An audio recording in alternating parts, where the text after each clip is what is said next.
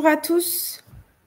Donc, bienvenue sur ce live, un live de présentation de la formation DU3C, donc le diplôme d'université, donc coordinateur de cellules de crise.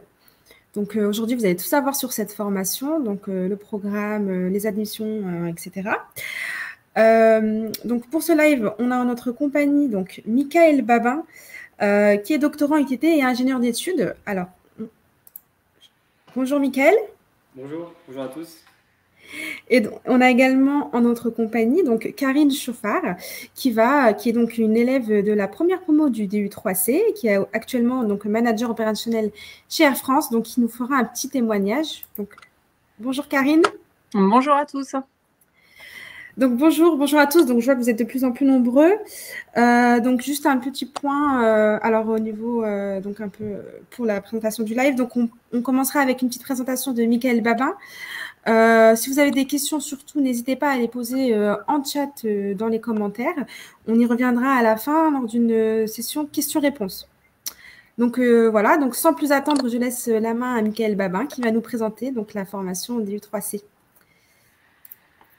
Merci Sarah pour ton introduction. Donc je m'appelle Michael Babin, comme tu l'as dit, je suis ingénieur d'études à l'UTT et je réalise en parallèle une thèse en sciences de gestion sur le thème des cellules de crise.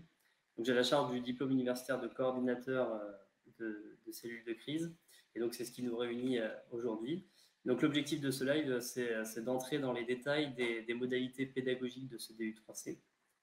Donc l'objectif de la formation, c'est de permettre à des cadres d'entreprise et de collectivités de pouvoir développer des compétences managériales donc, qui sont utiles à la gestion d'événements qui auraient une tendance à déstabiliser l'organisation. Donc pour cela, on s'appuie sur un référentiel qui comprend 4 compétences. Donc la première, c'est la compétence d'organisation des activités de gestion de la cellule de crise, c'est-à-dire être dans la capacité de produire une connaissance partagée de la situation, de partager les informations, que ce soit en interne ou en externe, et de les coordonner. Et enfin, de permettre la conception d'une aide à la décision.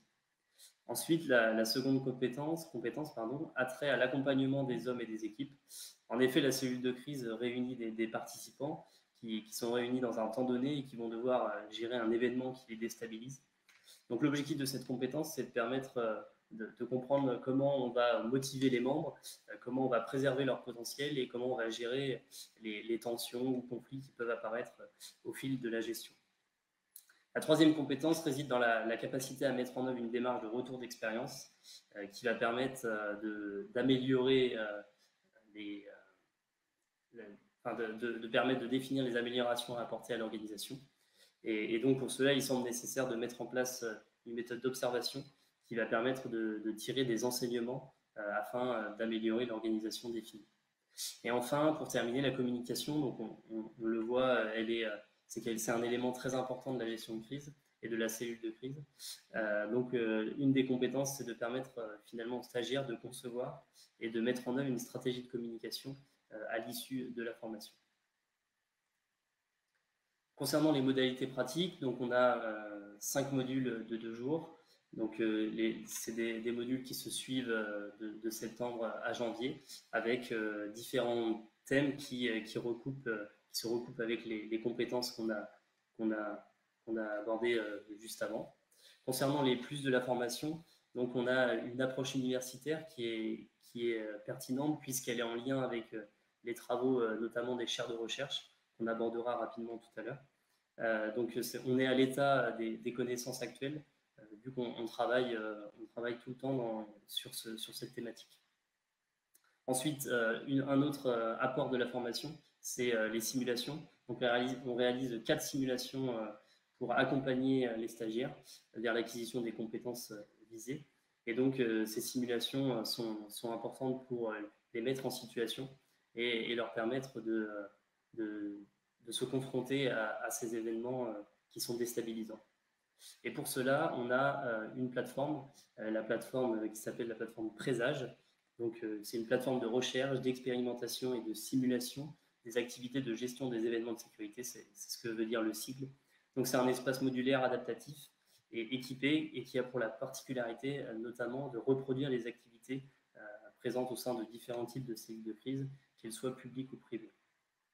Donc pour cela, comme le schéma l'indique, on a trois salles qui sont concomitantes. On a une salle animation, une salle observation et une salle simulation.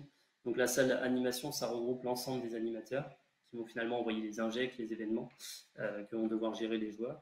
On a une salle de simulation, donc c'est le lieu où les joueurs se réunissent et on a une captation audio et vidéo de cette salle.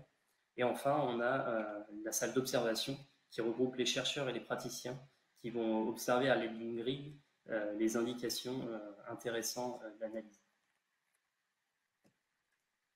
Donc je vais laisser la parole à Karine Chauffard qui donc va témoigner des apports de ce DU3C et qui a réalisé la session précédente du début.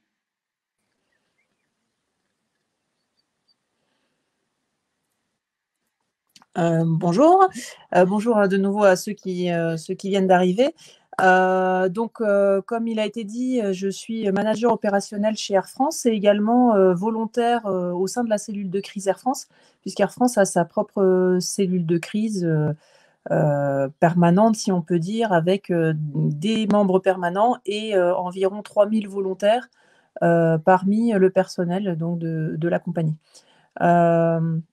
Donc moi, j'ai choisi de faire cette formation parce que, alors, en tant qu'opérationnel dans l'aérien, on est habitué à gérer pas mal de crises de plus ou moins fortes, de plus ou moins fort impact. Que ce soit un volcan, un événement politique quelque part, une grève énorme en interne ou en externe.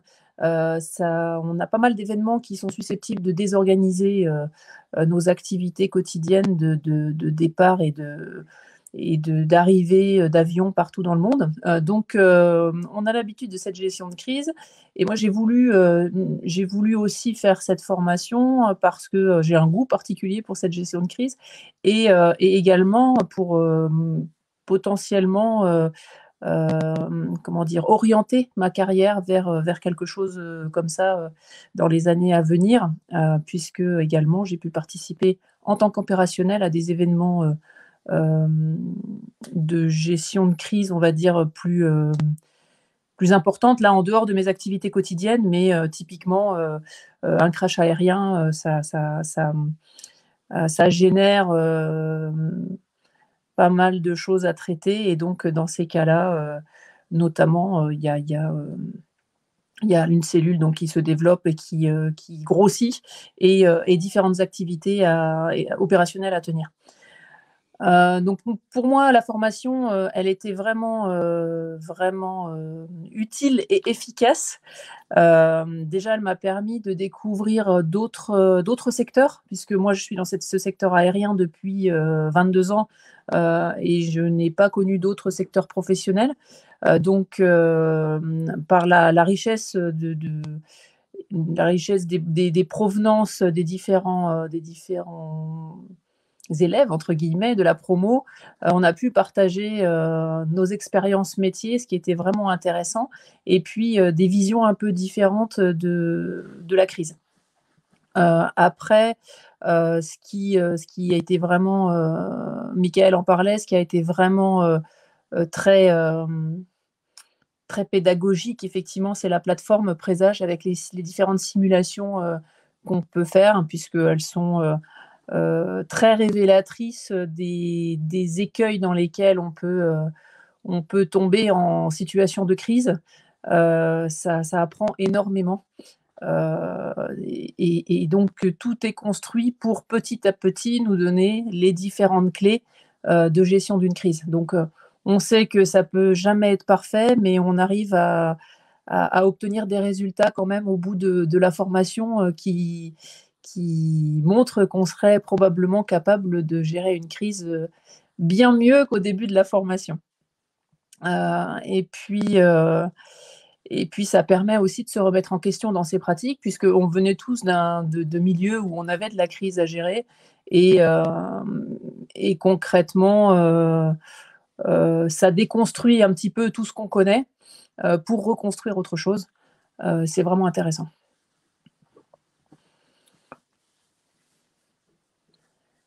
Très bien, merci, merci Karine pour ce témoignage.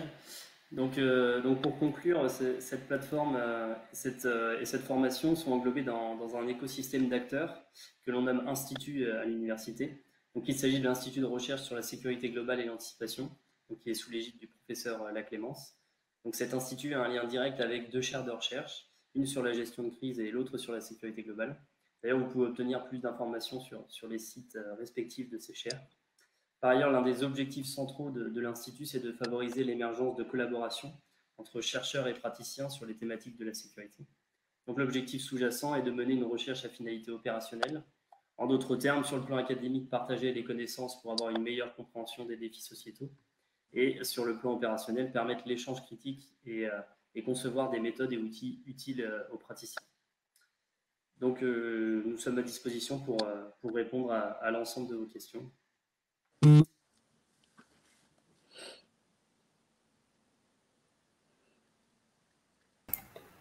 Hop, donc merci Mickaël et Karine pour cette présentation de qualité. Alors, on n'a pas de questions des internautes.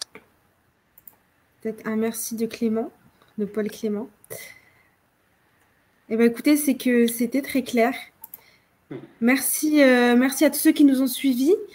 Si vous avez des questions, surtout, n'hésitez pas à aller sur la page de la formation donc, du diplôme DU3C, donc sur le site utt.fr.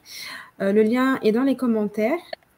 Et voilà, donc si vous voulez, vous pourrez regarder ce live en replay sur notre page Facebook. Merci à tous de nous avoir suivis et à bientôt. Merci beaucoup.